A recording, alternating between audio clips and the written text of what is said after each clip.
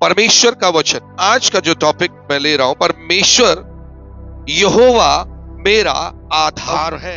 यिर्मयाह निकालेंगे, यिर्मयाह 17 अध्याय और उसका 7 पद।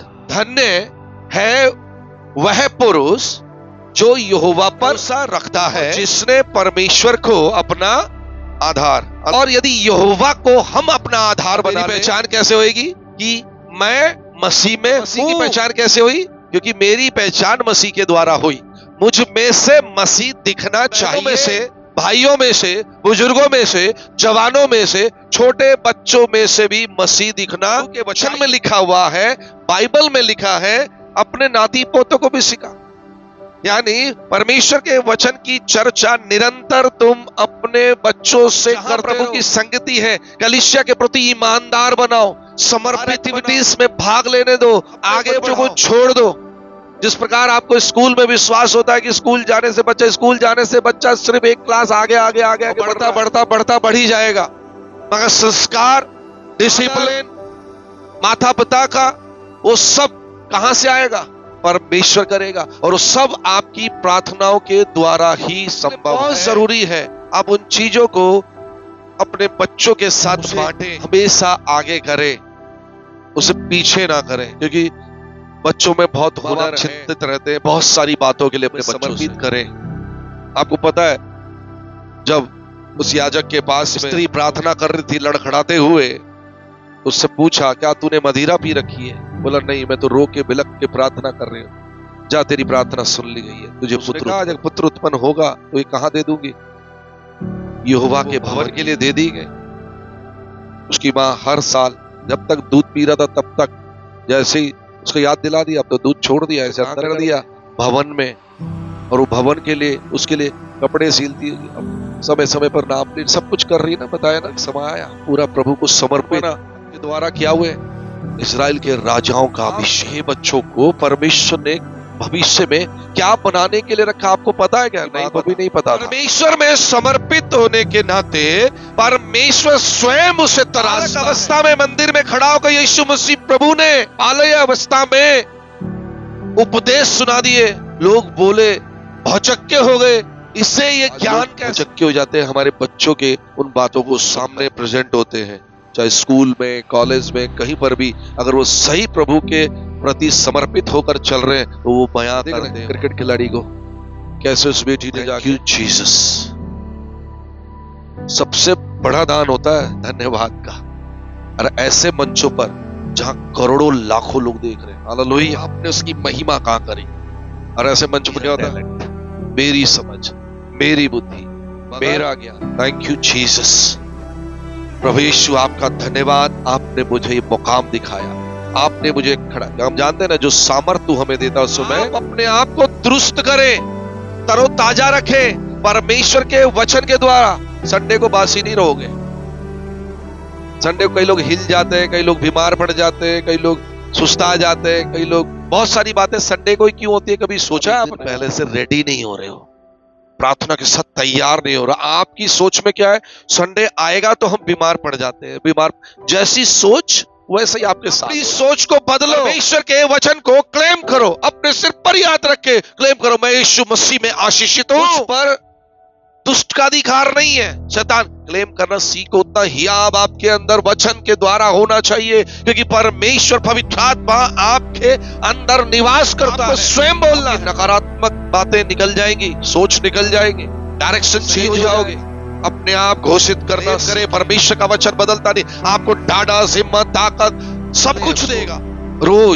रोज सुबह उठते प्रभु तूने जीवन दिया, तेरा धन्यवाद। अपनी अगुवाई में मैं चाहता या चाहती वो नहीं, परंतु जो तू चाहता वही हो। उत्साह जागेगा, मुझे जागे। अगर मैं कह रहा हूं, अगर बीमार भी पड़ जाओ ना शनिवार को, रात तक आप ठीक हो जाओगे, क्योंकि आप चाहत रखोगे मुझे जाना है। ये सर्दी क्या है, जुकाम क्या, ये दर्द क्या, ये बुखार क्या, मेरा कुछ नहीं कर सकता। मुझे क्या परमेश्वर तेरे भवन में जाने से रोक सकता है? क्योंकि भवन में बीमार आते हैं चंगाई होने के लिए, और जो चंगे हुए आते हैं परमेश्वर की प्रशंसा करने के लिए। किस्म के लोग चर्च में होते हैं। हालेलुया। आप किस किस्म में आए हो, दोनों के लिए परमेश्वर का धन्यवाद। निर्बलता में मेरा परमेश्वर मेरा बल है।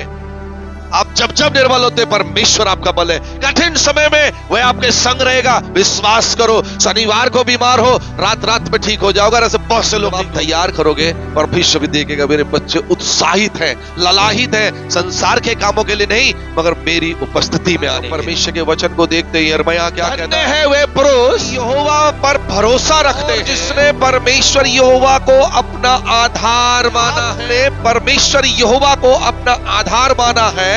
आधार का मतलब सब काम उसके जरिए से आप चाहते हो कि मेरे जीवन में हो, और संपूर्ण मन से परमेश्वर यहोवा पर भरोसा रखकर उस कार्य को करने के लिए तत्पर रहते हैं और उसका इंतजार करते हैं।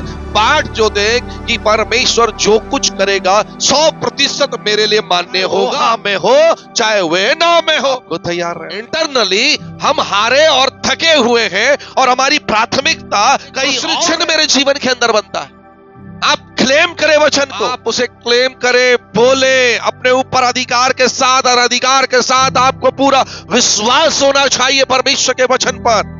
देखो वो तुरंत 1 सेकंड के अंदर आपके अंदर नया हियाव, जोश, ताकत सब देगा। पिता से पूछकर मुझे अपने काम को करना है, पिता से पूछ के मुझे जाना है, पिता से पूछ के मुझे ये करना है, पिता से पूछ के मुझे वो करना है। ऐसी आदत जैसे जैसे जैसे आप संसार में आगे बढ़ेंगे ना, बहुत होच पोच में फंसते चले जाएंगे। बहुत डिजिटल होता जा रहा है, बहुत प्रकार का सब कुछ होता जा रहा है। बहुत है संसार है, थोड़ा समय प्रभु को दें, खपाएं इसको, वो ताजा कर देगा। आपको डिप्रेशन में जाने की जरूरत नहीं है, थकने की जरूरत नहीं है, हताश होने की जरूरत नहीं है, निराश होने की जरूरत नहीं है। किसी के पास उपाय हो ना हो, मगर प्रभु ने कहा तुम्हारे पास उपाय, वो नाम है प्रभु यीशु मसीह। यहोवा यिरे जो उपाय करता है मेरे जीवन में, हर बात में, हर खास कोई दूसरा नाम नहीं। हम हमेशा परमेश्वर के नाम को लेकर ही जरूरी नहीं कि आगे बढ़ रहे तो मैं हाँ का उतर है ना, भी मेरे लिए परमेश्वर से प्रेम करने वालों के लिए सारी बातें मिलकर भलाई को उत्पन्न करती है। हम इस बात के लिए भी हमेशा तैयार भर देगा, अंदर से खुशी भर देगा आपके अंदर। मत मायूस हो, आंसू पोंछ देगा, ताकत दे देगा, थकावट दूर कर देगा, स्फूर्ति देगा, ताकत देगा, चलाएगा, दौड़ेगा।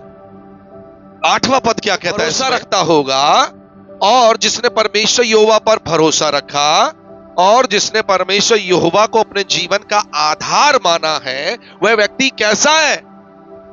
वह उस, यानी एक उदाहरण दे रहा, उस वृक्ष के समान है जो नदी लगा हुआ है। सूखेपन में भी वो कहता है उसके पत्ते कभी मुरझाएंगे नहीं, उसमें फल लगेंगे, और वो फल लगेंगे परमेश्वर का उसे संभाल। तुमने मुझे नहीं परंतु मैंने तुम्हें कभी क्रिया करना मत छोड़ना, जाना मत छोड़ना, कर्म करना मत करना है। वो तरीके परमेश्वर बताता है, उसके अनुसार जीवन भर ध्यान रखें। वृक्ष का उदाहरण देता है मगर वृक्ष को एक जगह बताता है, एक जगह पॉइंट आउट किया। क्या जगह है वो?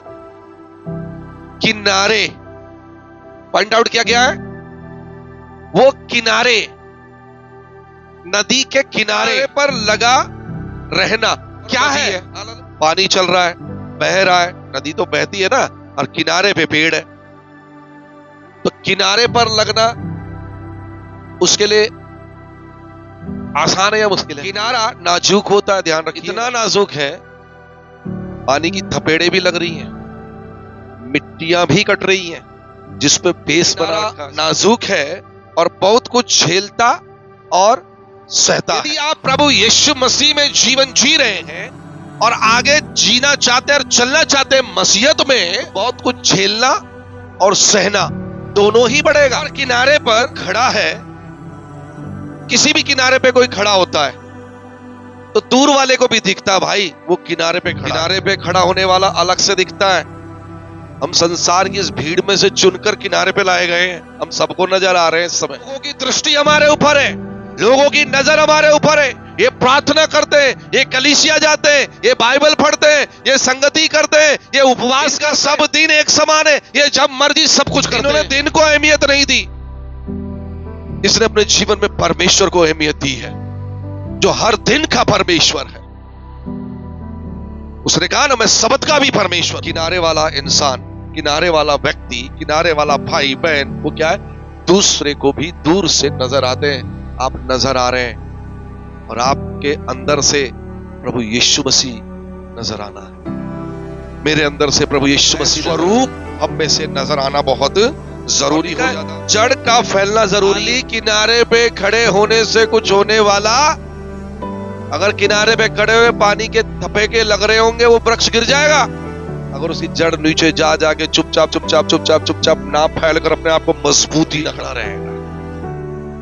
इसीलिए हमें किनारे पे रहकर वो जो बहुत सह रहे हैं, वो सहना जो है, वो धैर्य जो है, हमारी वो जड़ है जो विश्वास के जरिए से जड़ पकड़ती जा रही है, और जड़ उसके पंजे होते हैं, मजबूताई से नीचे उस नींव तक पहुंचकर उसको थामे रखना, जड़ को फैलाना। जब आप किनारे पे, तो आपका विश्वास निरंतर फैलना, एक दिन में कभी भी जड़ें नहीं फैलती हैं। बहुत अच्छे से पता है, जो भी जड़ें होती है वो सबसे नाजुक होती है।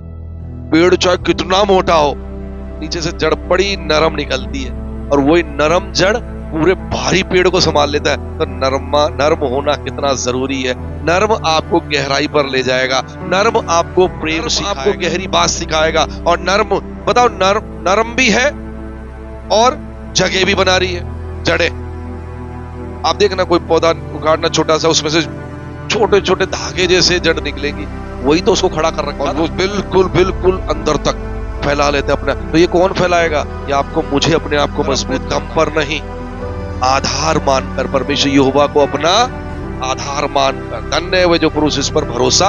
मेरे प्रियो, अपने जड़ को, अपने विश्वासी रूपी जड़ को मजबूत करना सीखें। बात में आप हिल डुल ना जाए, इसी परेशानी में हिल डुल न जाए। विश्वास करें, मेरा परमेश्वर मेरे साथ है। और विश्वास में मजबूत फैलाने का मतलब अपने आप उसको तैयार कर सके। विश्वास में मजबूत रहना, विश्वास में मजबूत, विश्वास में मजबूत बनोगे तो आप परिवार में दूसरे को भी संभाल लोगे, उसे भी मजबूत। उसके हताश और निराश और उसके टूटे हुए उस समय में जब उसे दुख होता परिवार के किसी सदस्य को, आप उसे कौन सी बात करोगे? चल जो हुआ हुआ, चल कोई नहीं, देखेंगे। कौन सी बात करोगे? किस प्रकार की सहानुभूति? मत कर, परमेश्वर हमारे संग है, कोई बात नहीं, परमेश्वर फिर से खड़ा करेगा, कोई बात नहीं, परमेश्वर है ना। परमेश्वर सब कुछ। एक दूसरे को ढाढ़स देना सीखे, संभालना नहीं, त्यागना नहीं, कोसना नहीं, उल्टा सीधा बोलना में मजबूत रहना सीखे। और इसके कारण क्या होगा? सोचे, जब ये दो काम किनारे पर खड़े, दूसरे को नजर आ रहे हैं, जड़ नजर नहीं आ रही, किनारे पर खड़ा है, तुम विश्वासी हो, प्रभु में चल रहे हो, और संसार में उन तमाम गतिविधियों में समझौता कर रहे हो प्रभु के साथ में, तो हाँ, आपकी जड़ नीचे नहीं जाने वाली पानी, क्योंकि आप जड़ नीचे नहीं ले रहे, आप ऊपर भी देख रहे हो। मगर ध्यान कहां देना है? जड़ फैलने चाहिए, विश्वास मजबूत होना है।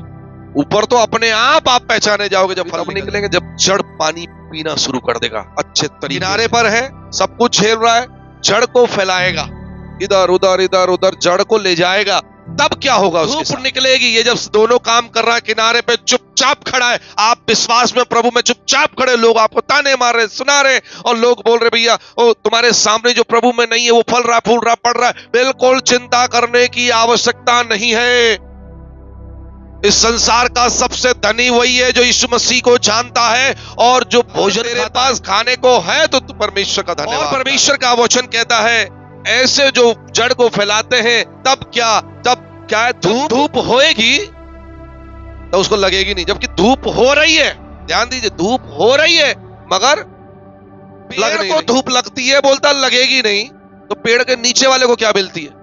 शायद ऐसा जीवन होना चाहिए। पाप हमने किया, उद्धार यीशु मसीह ने दिया। वह विश्वासी बनना है जो दूसरों के जीवन में सांत्वना दे सके, जीवन में शांति दे सके, दूसरों के जीवन में छाया दे सके उस धूप की घड़ी में। अभी तो आपको धूप बहुत अच्छी लगेगी क्योंकि मौसम के हिसाब से धूप लगेगी, धूप होगी तो उसको ना लगेगी। रिजल्ट भी आएगा कि उसके पत्ते हरे रहेंगे, आप आनंदित रहोगे। और सूखे वर्ष में, अकाल में, विपत्ति निकला है, एक बड़ी चीज आप परिस्थितियों के डवाडोल में, हारी बीमारी में, कड़की में कुछ करना है मगर सामर्थ्य नहीं मिल पा रही, उस पोजीशन में क्या कहते हैं भी, परिस्थिति के डबाडोल में भी चिंता नहीं होगी। कब? जब आप परमेश्वर यहोवा को आधार मानेंगे, क्योंकि वो चिंता फिर आपकी और मेरी नहीं रह गई, परमेश्वर की है। अब परमेश्वर जब किसी की चिंता करता है तो कहता आपको समझ में भी नहीं आएगा कि परमेश्वर के काम कैसे हो रहे हैं। फिर आपके जीवन में जो काम आप सोच रहे हो उससे कहीं बढ़कर आपके जीवन में हो जा रहा है, और होएगा भी, और होता जाएगा। नहीं समझने की जरूरत, आपको समझिए कि आपकी जड़ें मजबूत हो रही है नहीं हो रही है। लोग कहेंगे ये खुश क्यों, समस्या उनको रहती है, क्यों खुश रहते हैं?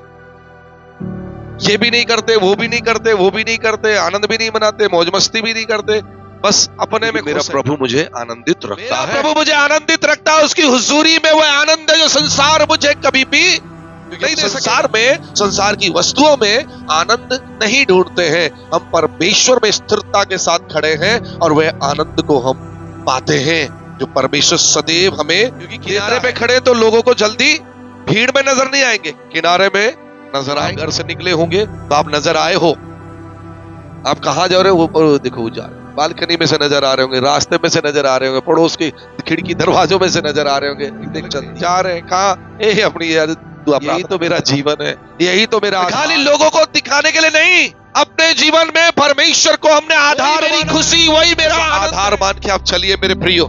परमेश्वर सदैव आपके साथ में, आपके गमों को भी, आपके दुखों को भी आनंद में बदल देने वाला। बाइबल के अंदर बहुत सारी ऐसी गवाहियां देखी हुई है। सबको बहुत आशीष दे, हालेलुया, इस वचन के द्वारा।